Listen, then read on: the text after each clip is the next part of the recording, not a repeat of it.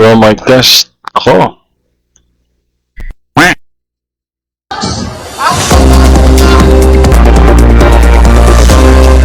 So anyway, ngayong araw pong ito ay pag-usapan naman natin yung mga medyo mabuting balita na lumabas doon sa conference status report o conference status hearing ni Tatay Digong.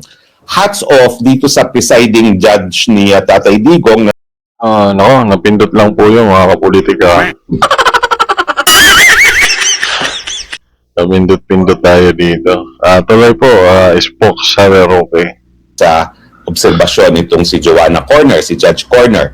Well, unang-una, yung siya ay nagsalita na siya ay nagkakaroon ng alinlangan na mag-schedule ng dire-diretsong paglilitis kay Tatay Digong dahil nga sa edad at sa estado ng kalusugan ni Tatay Digong na 82 anyos. Ano ibig sabihin yan? Well, kasi alam mo naman, hindi rin spring chicken itong si Judge Corner, no? So siguro naintindihan niya talaga anong epekto ng edad, hindi lang doon sa pang-araw-araw na buhay, kundi doon sa abilidad na humarap sa paglilitis. Kasi itong paglilitis na ito, hindi gaya ng mga naunang pagdinig na sa kaso ni Tatay Digong, si Tatay Digong ay i-require na mag-attend. Dahil merong karapatan ang mga akusado na harapin ang kanilang mga nagsasakdal at ganoon din, may mga karapatan din ng mga biktima di umano na harapin yung kanilang dinidimanda. No? So ang sabi niya, bagamat nagtakda siya na ang simula ng pagbibista ay November 30, hindi siya magbibigay talaga ng fixed dates dahil sa tingin niya hindi kakayanin ng dire-diretsong paglilitis. So ang niisip niya ay magkakaroon ng break sa gitna ng kada linggo para naman makapagpahinga si Tatay Digong. Mabuting balita po yan kasi naghain na naman ang abogado ni Tatay Digong na si Peter Haynes ng panibagong motion para examine muli ang physical at mental na condition ni Tatay Digong para nga sa kanyang pagharap sa paglilitis. At ang sabi niya, karapatan naman ni Tatay Digong na every 120 days ay magkaroon ng ganyang examination at itong motion na ito ay hinain sa kabila ng report mismo ng registry na nag-confirm na talagang natutumba-tumba na si Tatay Digong. No? So, meron ng pag-amin na parang meron ng banta sa buhay si Tatay Digong dahil siya ay natutumba na maski siya ay naglalakad lamang doon sa loob ng detention facilities at dahil po dyan, umamin na yung West na dumidinig sa kaso ni Tatay Digong na hindi po pwede talagang dire-diretso at syempre, ang tingin ko naman, talagang pagbibigyan niya itong si Peter Haynes na ma-examine ang kondisyon ni Tatay Digong. Sa tingin ko, mabuti na rin na lumipat na tayo sa trial chamber kasi parang wala tayong pag-asa dun sa pre-trial chamber judges. No?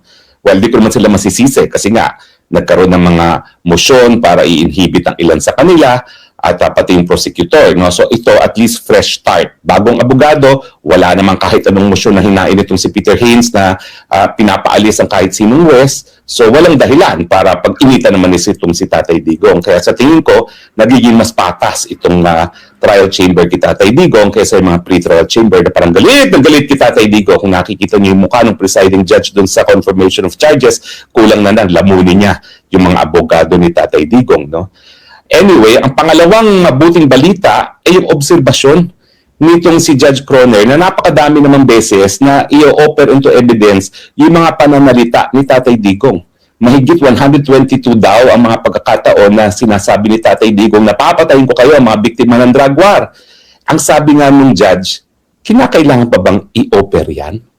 So ano pong indikasyon yan? Ang indikasyon niya na hindi niya masyado binibigyan ng halaga yung mga salita kasi politiko si Tatay Digong. Salitang politiko talaga yung mga bagay-bagay na yan. Bakit? Talaga namang ang pangako niya lalabanan ng kriminalidad. Pero lalabanan ng kriminalidad sa konteksto na siya ay naging piskal, tagapagpatupad ng batas. Ibig sabihin, Teka lang, spoke sa Roque. Abay, siguro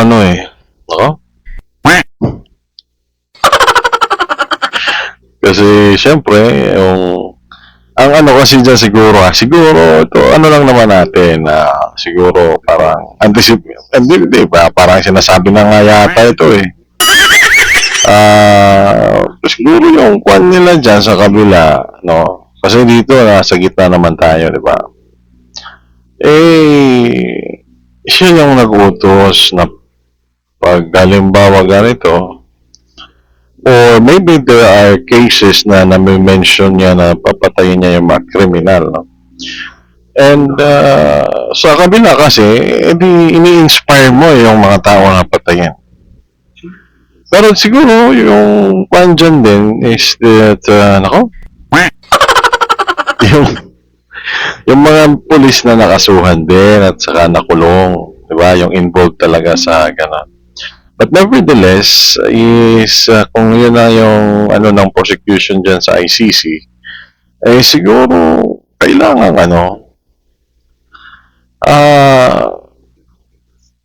labanan, di ba? Counter evidence.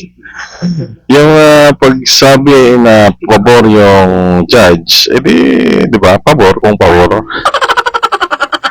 Gano'n naman talaga. That is the court, no, na depende rin kasi hindi naman yan yung korte sa Pilipinas, that is the court in ICC. Pero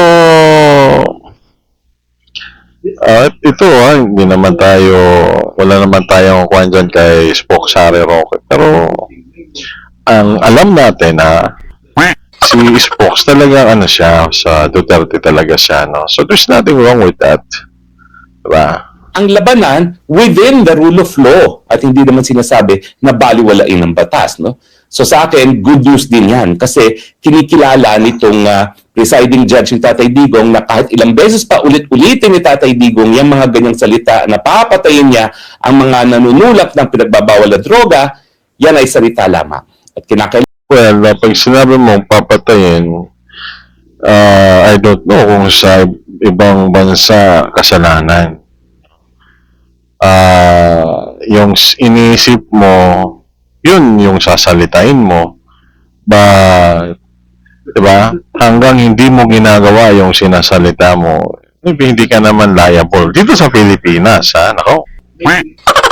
Pero kung sa ICC, pag sabi mo papatayin ko, ay magiging liable ka na, di yun na nga, kung yun yung batas sa kanila bawal mong salitain, dito sa atin, pwede mong salitain, pero hindi mo gagawin. Pag ginawa mo, this is already considered as an overt act.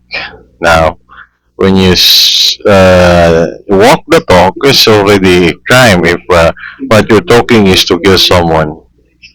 But nonetheless, what you think, what you speak, will not really make you liable in murdering somebody, especially if that is the case.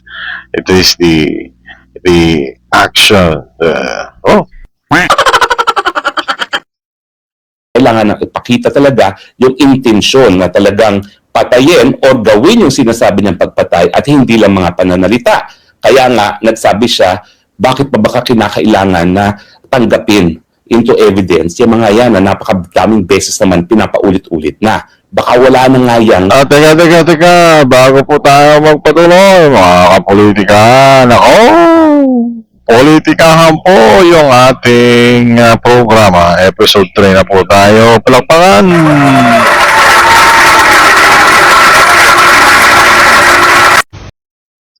Ako, mga kapolitika, walang kampihan, walang takipan, basta politika, may reaksyon tayo dyan. Ako ang inyong host, Reaction Page Politika. Nag-uulat at nagtatanong kayo. Anong reaksyon nyo? I-comment nyo na yan, mga kapolitika. Ako? Si Spock Sari Roque ay masugid na tagapagtanggol ng mga Duterte, especially sa nakatutok siya ngayon sa kaso ni former President Rodrigo Roa Duterte. Take it away, Spock Sari Roque. Evidentiary value kasi halatang-halata na salitang politiko lang yan. So mabuting balita po yan. So anyway, antayin natin ang susunod ng mga kabanata. Pero so far, so good po. Ako po'y nakakatulog ngayon. Kampante na itong si Peter Haynes at si Kate Gibson. Ang pinakamagaling na mga abogado talaga. Talagang, mga kapolitika. Pasensya na po, Spock Sari Roque.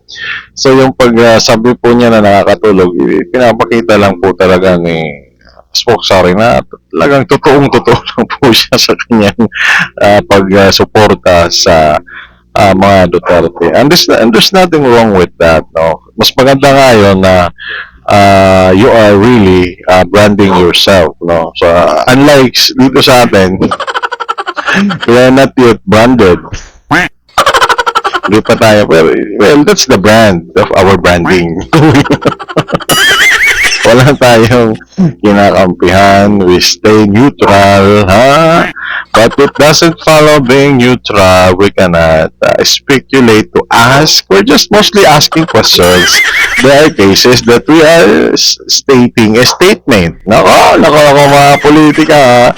English tayo dito, ha? Wrong grammar naman. Nako, kayong maniniwala sa mga ano natin dito, ha? Basta tayo dito ay, nako, bahala na yung ano, ha? Bahala na yung inyong mga inquisitive minds. Ano ba yung inquisitive minds na yan? Reaction page politika. Babay. Parating mong ginagamit. Parating mong ginagamit. May naisip ako. Mula ngayon, susubukan kong mag-Tagalog. Tingnan natin, ha? Baka naman kaya natin mag-Tagalog, ha? Mga ka-reaction page politika. Nako. Bigay natin kay Spokes. Nadalansahan si Roque. Go. Now, puntahan naman po natin itong aking asylum. Alam niyo, itong aking asylum, ako yung nagsasabit na ng mga documentation. No? At isang tanong sa akin, sino pa ba bukod sa iyo ang nasusupil ang karapatan? That is asylum yata, no, ha? Correct me if I'm wrong, ha? Ano kung English na naman yun? Ako, paisa na po, mga kapolitika. Ituwid niyo po ako kung ako ay nagkakamali.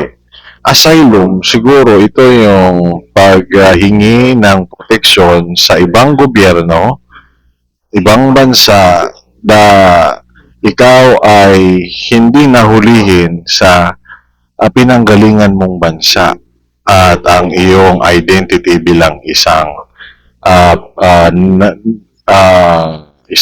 national, no? Oo. Yung national, walang translation ba yun?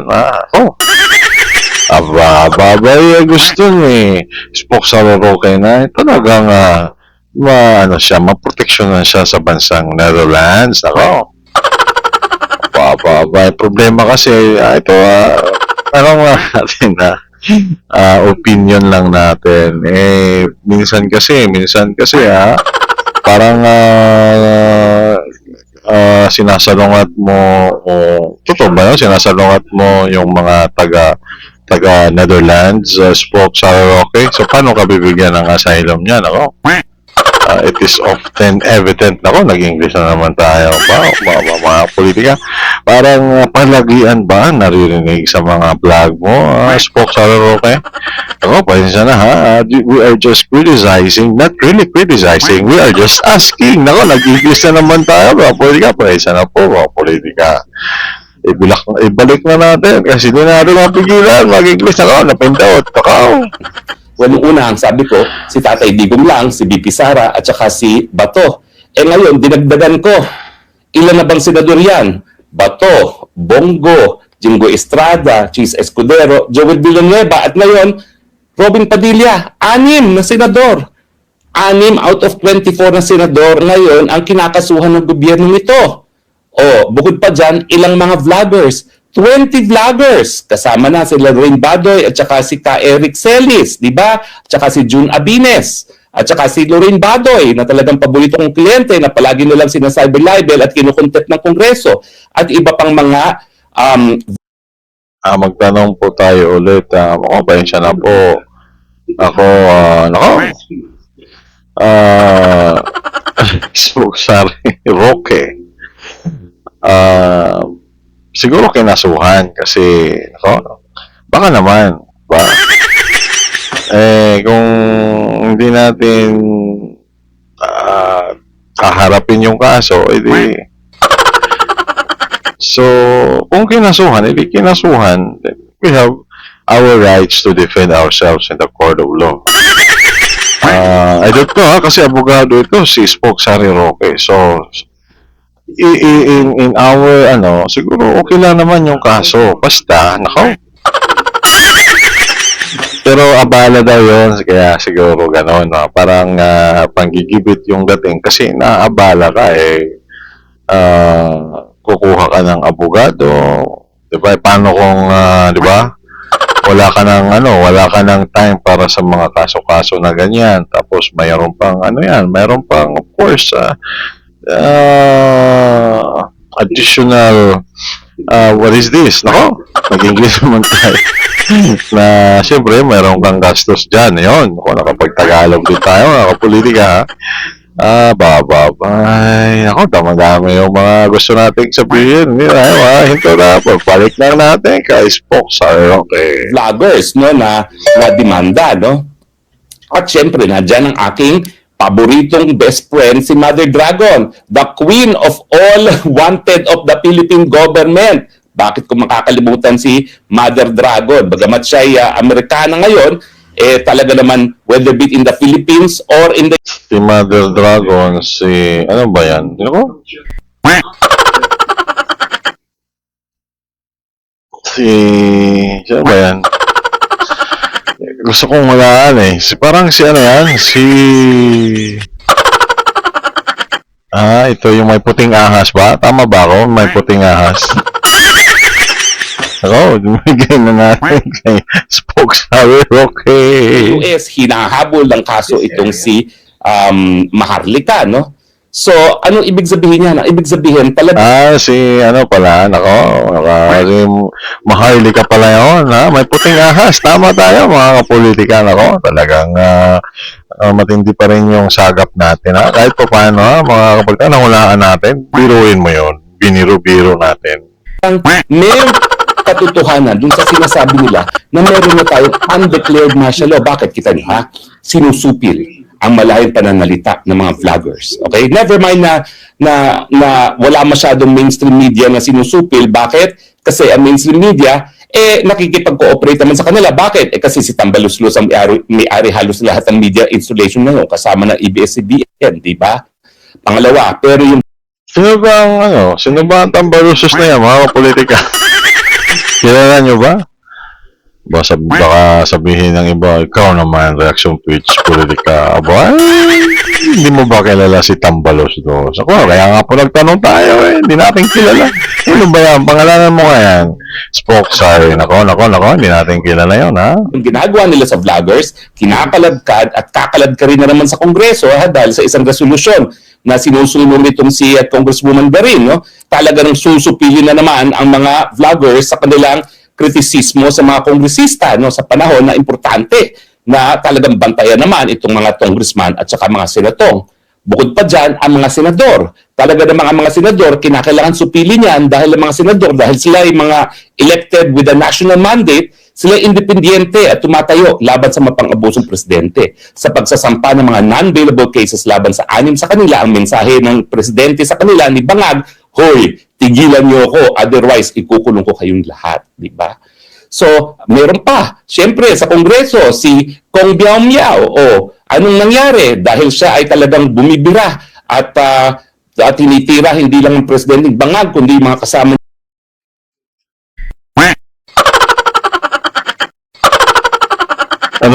Ano daw ba ang gusto mo, Spokes, sorry? Wala nang kaso, ha? Libre na lang daw, tira-tirahin sila, ha? Well, ito sa karagdagang kaalaman lamang po. So this is politics and maybe, lang English tayo, nakalimutan natin. Pasensya na po kayo mga kapolitika. Ito po ay politika. At yung politika po ay, madumi daw yan, no? So, kaya kung ikaw ay may kapangyarihan at meron kang ginagamit na kapangyarihan, why not use it to protect your interest also? Well, if you are a public servant, you have been voted to that office. Meron kang constituency, meron kang kinakatawan ng mga tao. Nako, mga politika, ha? Bye! Di kasuhan natin yan. Naninira sa atin. Ba, yan naman po, Spoksari, ha? With all due respect sa Spoksari. Ayun po ay syempre, para, di ba, hindi naman one-sided lang, ha, Spoksari. Pahinsan na po, ha? Nako, Spoksari, ha? Okay lang po ba yung walang kaso? Baka naman ay, di ba, libre na lang manira, parang ganun ba? Nako, hindi natin sure, ha? Yung mga sa crook farm na tinatawag niya, ayan, hindi lang siya nasuspinde, meron pang kasong kriminal at meron pang possibility na siya ay ma-expel sa House of Representatives. Familiar yung Crocodile Farm. Panood natin yan. Sinasabi yun ni Congressman Kiko Barsaga. Nako, nandito na naman po yung mga magnanakaw sa Crocodile Farm. Tuwid niyo po ako kung medyo, nako. So, siguro yun yung ginamit na para kasuhan. No? Well, if you expose yourself and it is really one of a ground or an evidence for you to have a kind of case like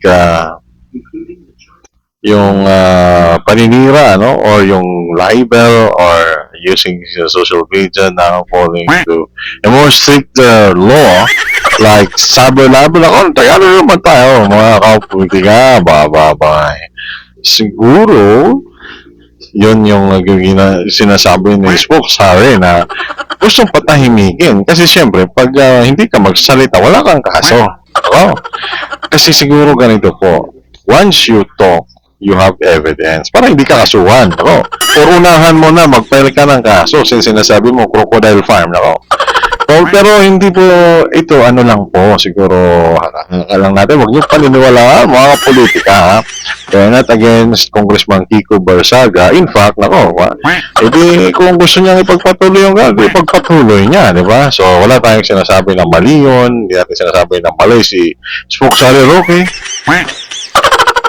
Sasabihin ngayon ng mga, ganyan ka naman palagi, reaction page, politika. Lagi ka namang walang alam. Lagi mo namang huwag kami pa naman. Pero nagsasalita ka naman. Mga politika, politics is, nag-i-English naman tayo, mga politika. Ang politika ay politika. At yun ay based sa agenda mo, sa mga sinasabi mo in communicating, yung sa pag-communicate mo sa audience mo, sa mga tao na inaakala mo na makakapakinig ng iyong plataforma dito sa social media. Walang Tagalog doon, walang English doon, mga politika, ha? Representatives. At siya, huwag natin kakalimutan, si favorite Vice Mayor ko, si Vice Mayor Respicio, dahil sa kanyang mga matatapang na salita, meron na rin kasong incitement to sedition, no? At hindi ako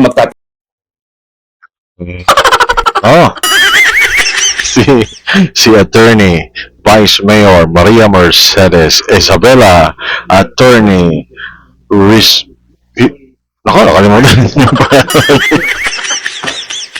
Si Attorney Respicio, basta may ebidensya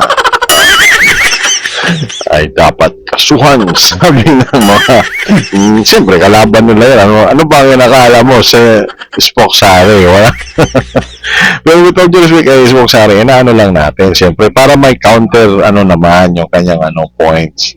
It's very natural. Yun yung sinasabi natin. Once you expose yourself, it's very natural for you to, di ba? Kasi dito sa natin, sa batas natin, alam mo naman, we are rigid society in terms of written laws, inelastic and diba? At bawat taon ay dumadagdag yung mga batas. So yun, kaya madami yung mga kaso na pwede mong labagin. Ano pa nga ba ang diba? Tanong lang namin, reaction page, ano ka ba? Kalabang ka ba ng mga Duterte? Hindi po. Neutral nga tayo dito. Ang sinasabi natin, pag nasa batas, magsalita ka man dyan, be sure na handa ka, no? Ibig sabihin, ignorance of the law, English yun, ha? Ignorance of the law excuses no one, ha? Kailangan English yun. So, kapag hindi mo alam yung batas, hindi ka pwedeng ma-excuse. Paparusahan ka. So, kasuhan talaga yon. Eh, kung may ikakaso nga, may ebidensya. So, we are here in the Philippines, and hindi naman Pilipinas lang. May mga iba't ibang anggulo, may iba't ibang politika sa iba't ibang bahagi ng mundo. Pero sa Pilipinas, tayo ay may ganito politika. Kung talaga ipakukulong din yan. So nakikita natin na yung panahon ng diktador na Marcos, ng panahon ng martial law, kung saan sinupil ang malayang pananalita, kinukulong ang mga kalaban, nangyayari muli. At natin sinasabing undeclared yan kasi sang-ayon sa ating 1987 Constitution, para hindi na maulit muli yung ginawa ni Marcos sa diktador senior, kinakailangan ang hudikatura at ang Kongreso sabay na magre-review ng paktual na mga basihan ng pagdideklara ng martial law at saka ng legal na basihan. Ibig sabihin, hindi gaya dati na ang Presidente Marcos lamang ang nagdesisyon at dapat magkaroon ng martial law at tatanggalin yung karapatan ng taong bayan na magpiyansa habang sila ay linilitis. Yan po yung writ of habeas corpus.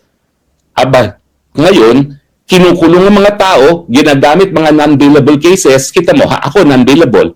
Si Pastor Apollo Quibolo, non-bailable. Si Jinggoy, magiging non-bailable din yan. At saka kasama na rin dyan siguro sila Chis Escudero at saka si Villanueva. Tapos syempre si Bongo at saka si Sinasabi dito ni Rosario, si Senator Jinggoy, meron siyang kaso nakapagpiyansa, pero may plunder pa yata. Yun yung non-bailable kasi reclusion perpetua yung plunder. Ako.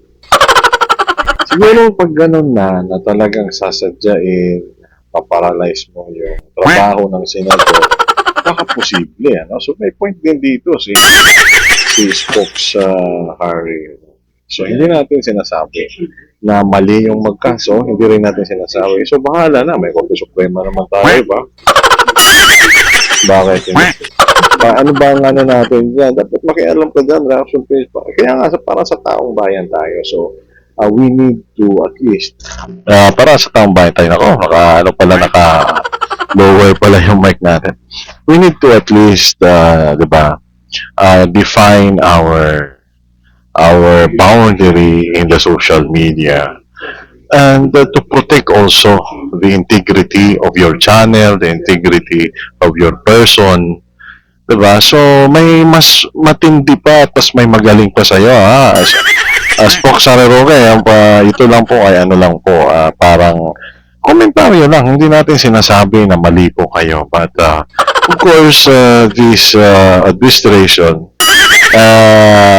we have to accept the fact. I-Englishin natin mga politika. Hindi ko talaga kaya, nako? Hindi natin kinaya. So, kailangan po ay tayo ay, nako, hindi ko na alam kung anong dapat English talaga eh. So we should at least be reminded that politics is the main concern of politics is the one who holds power. With respect to the one who holds power in this setting, in the Philippine setting, the kind of government, the form of government that we have. Nako, kung isa-isahin natin para lang po sa mga kaalaman ng manunood, the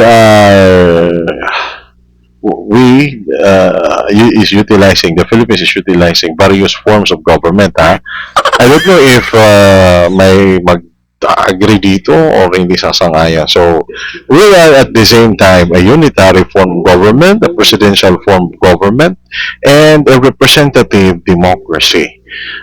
Yun po yung form of government natin. It's very complicated, ha? Mga kapolitika, komplikado po yung forma ng ating pamahalaan. It operates in various ways and forms according to these three forms of government. So there is a complication of relationship between these branches of government, between authorities in all of the bureaucracies that we have in our current setting as form of government in the Philippines.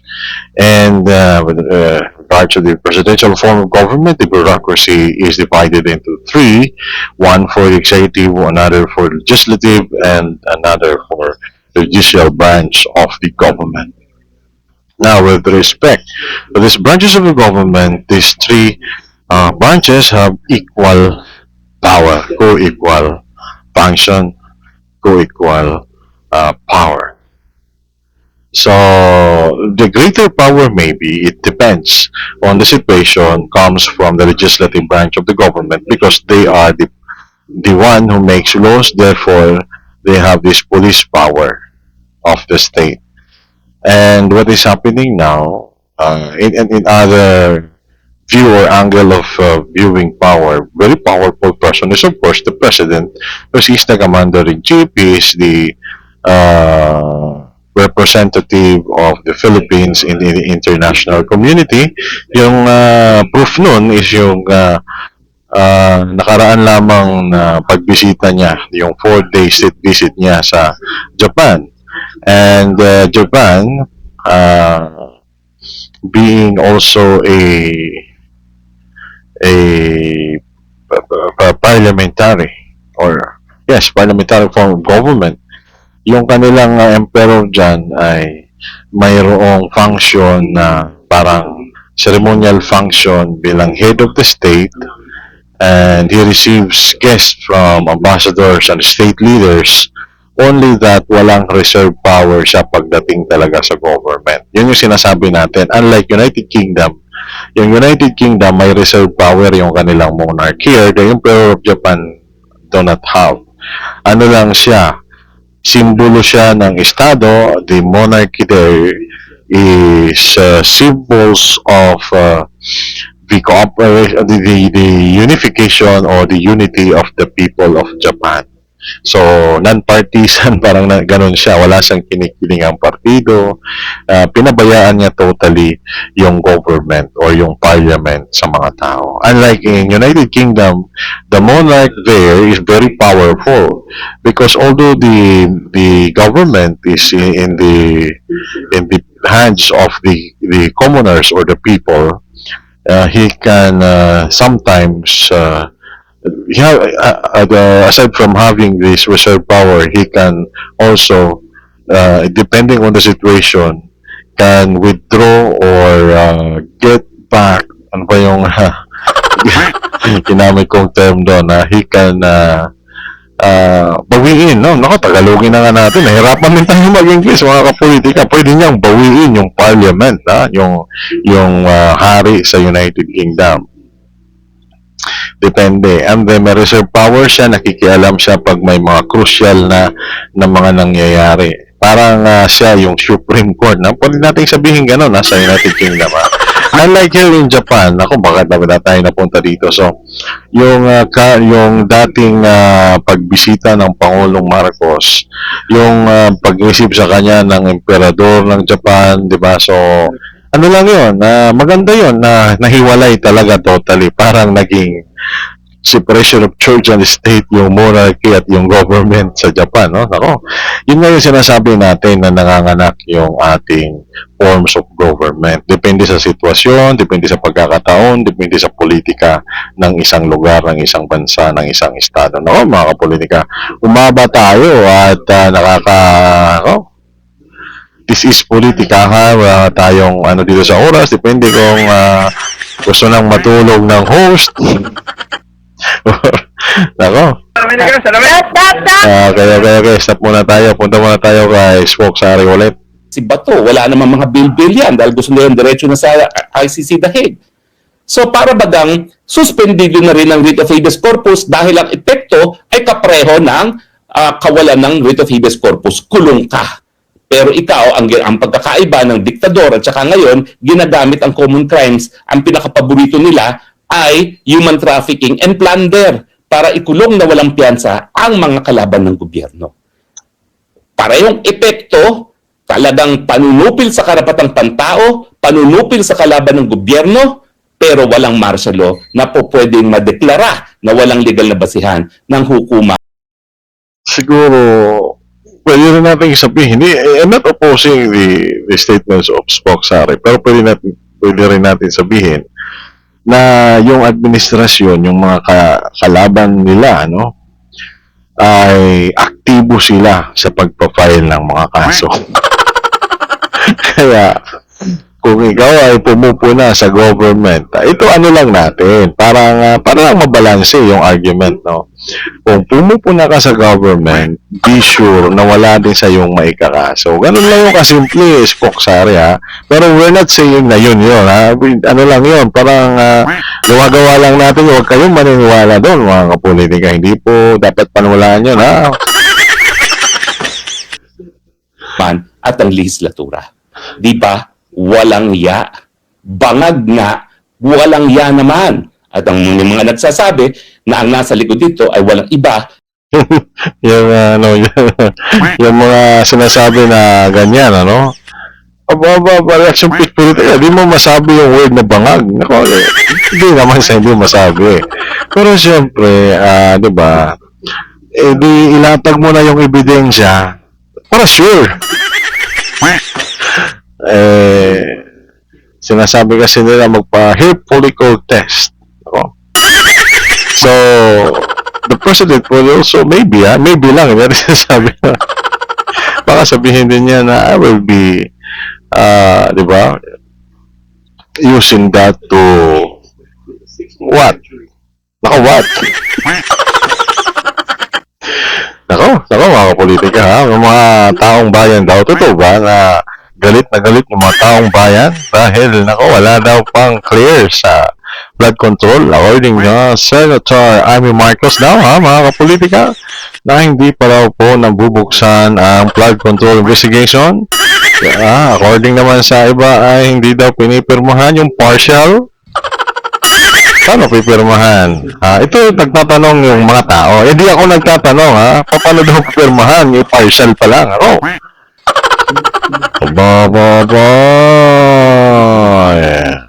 Kung hindi, si Lisa Tanas din. Dahil siya ay abogado. Teka.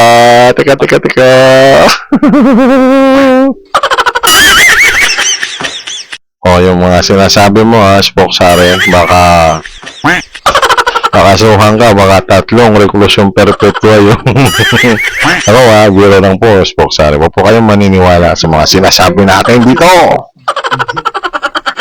Para supilin ang mga kalaban ng administrasyon.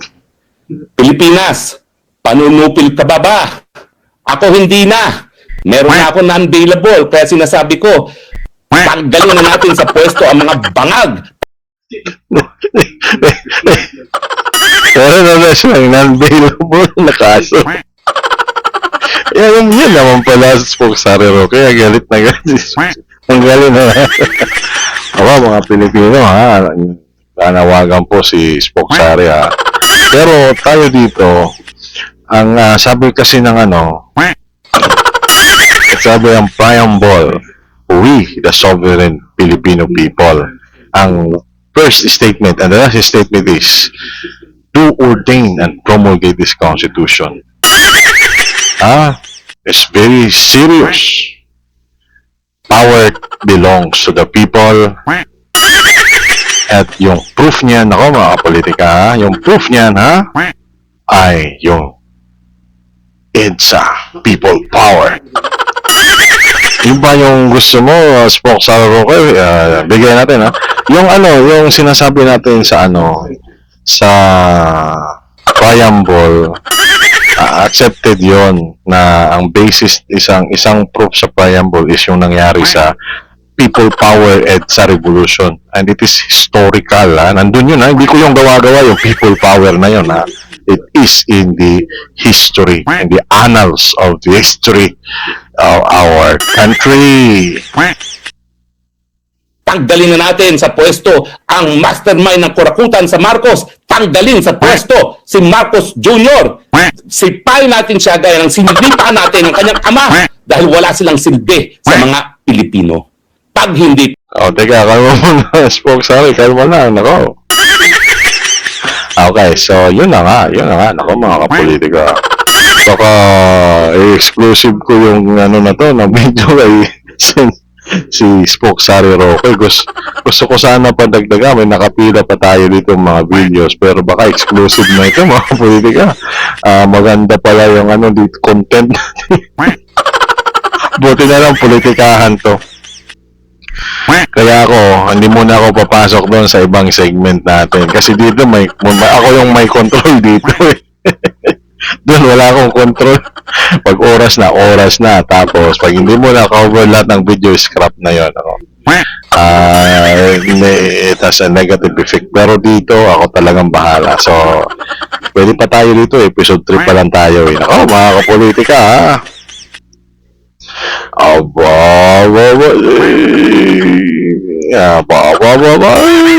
Tingnan natin ha kung baka manawagan ng people power to wag naman sana Opo, tayo papadala sa ating damdamin. Pero hindi ko sinasabi na maniwala kayo sa akin ha. Ano lang tayo dito mga politika. Pa kayo gumalaw para tanggalin yan, mauubos ang lahat ng mga naninindigan laban sa korupsyon, laban sa karukutan, laban sa mga kurakutan or kakurakutan ako. Nabubulol si Spoke Sari. So, Sari, kalmahan mo lang para parang ako din yan, nabubulol. Ako, mga politika, hindi pa dumiretso. Ano ba talaga ang uso mo, Spoke Sari, ha? Paano mo patatalsikin? Ako, hindi. Basta ako, ayoko po sana na kuminahon po kayo, mga kapolitika, mga kababayan, ha? Huwag po kayo padalos-dalos. Pero, wag rin kayo makinig sa akin, ha? Wala pong kwenta ang mga pinagsasabi ko dito, mga kapolitika, ha? Addictus Benedictus. Nahabol pa yun. Nahabol pa talaga yun. Huwag naman ganun, Spoke Sari Roque. Ako, si Spoke Sari Roque po, ha? Wala ito po yung kanalaman dyan, mga kapolitika, ako. Pilipinas, kailan pa kayo gagalaw kung naubos na tayo? Mga politika, mga kababayan, uminahon po kayo, mga kababayan, wag po yung pagdasunod sa sinasabi ni Spoke Sari Roque. Pero wag nyo rin po ako pakikinggan, mga kapolitika. Wala po kwenta sasabi ko dito, mga kapolitika, nako. Wag naman po. Sobra na. Tama na. Now na. Palitan ang presidente, iluklok ang nasa tamang pag-iisip, BP Sara Duterte.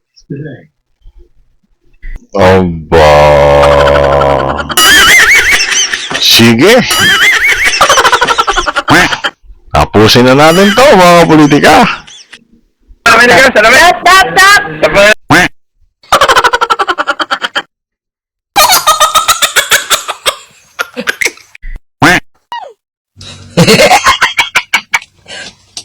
Stop!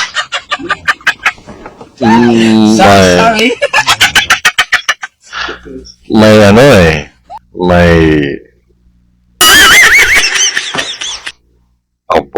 Sige. Paalam.